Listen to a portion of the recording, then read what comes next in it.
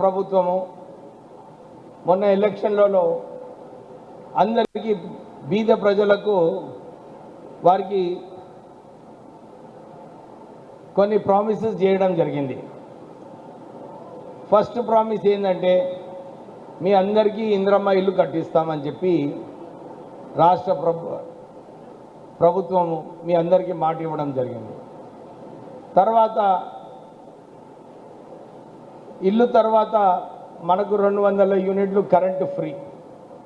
తర్వాత విద్య కోసం మనందరం మంచిగా చదువుకోవాలని చెప్పి తెలంగాణ వ్యాప్తంగా అన్ని నియోజకవర్గాలలో 20 నుంచి 25 కోట్ల వరకు నిధులు ఇచ్చి మంచిగా ఇన్ఫ్రాస్ట్రక్చర్ బిల్డ్ చేయాలి, క్లాస్ రూమ్స్ మంచిగా ఉండాలి, వాళ్ళందరికీ కూడా డైనింగ్ హాల్ ఉండాలని చెప్పి 25 కోట్ల రూపాయలు ఖర్చు పెట్టడం జరిగింది.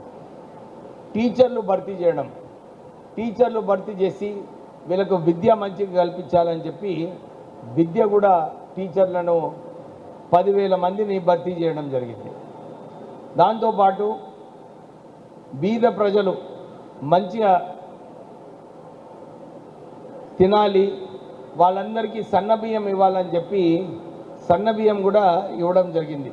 ఇప్పుడే 2 లబ్ధిదారులు రేషన్ కార్డు వాళ్ళిద్దరు కూడా ఇది అన్నారు, సార్ మాకు రేషన్ కార్డ్స్ ఇన్ని సంవత్సరాల నుంచి రేషన్ కార్డుల గురించి మేము ఎదురు చూస్తున్నాము, మాకు రేషన్ కార్డులు వచ్చినాయి, మాకు ఇందిరమ్మ ఇల్లు వచ్చింది, మాకు సన్నబియ్యం వస్తుంది, మేమందరం చాలా సంతోషంగా ఉన్నామని చెప్పి 2 లబ్ధిదారులు చెప్పడం జరిగింది. అంతేకాదు రాష్ట్ర ప్రభుత్వము మన గ్రామాలు కూడా మంచిగా అభివృద్ధి చేయాలని చెప్పి నిధులు ఇవ్వడం జరుగుతుంది. 10 సంవత్సరాలు టీఆర్ఎస్ ప్రభుత్వం ఉన్నప్పుడు 80,000 కోట్ల రూపాయలు అప్పు ఉంటే ఈరోజు 8 లక్షల కోట్ల అప్పు కావడం జరిగింది. కానీ రాష్ట్ర కాంగ్రెస్ ప్రభుత్వము మేము మాట ఇచ్చినాము, బీద ప్రజలకు మేము ఈ సంక్షేమ కార్యక్రమాలన్నీ కూడా తీసుకుంటాము, వారికి లబ్ధిదారులకు అందరికీ కూడా మేలు చేయాలని చెప్పి రాష్ట్ర ప్రభుత్వము పనిచేస్తుంది.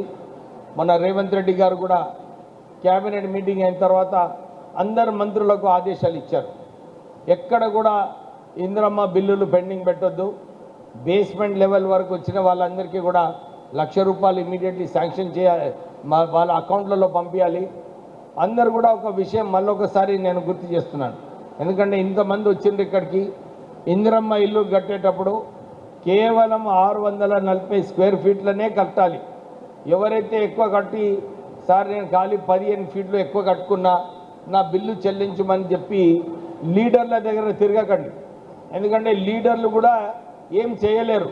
నా దగ్గరకు వచ్చినా కానీ మంత్రిగా నేను కూడా ఏం చేయలేను, ఎందుకంటే ఈ సిస్టమ్ ఎట్టున్నదంటే కేవలం కంప్యూటర్ ఫోటోగ్రాఫ్లు చూసి ఎంత కట్టిండ్రు ఎంత ఇవ్వాలని చెప్పి కంప్యూటరే క్లియర్ చేస్తుంది.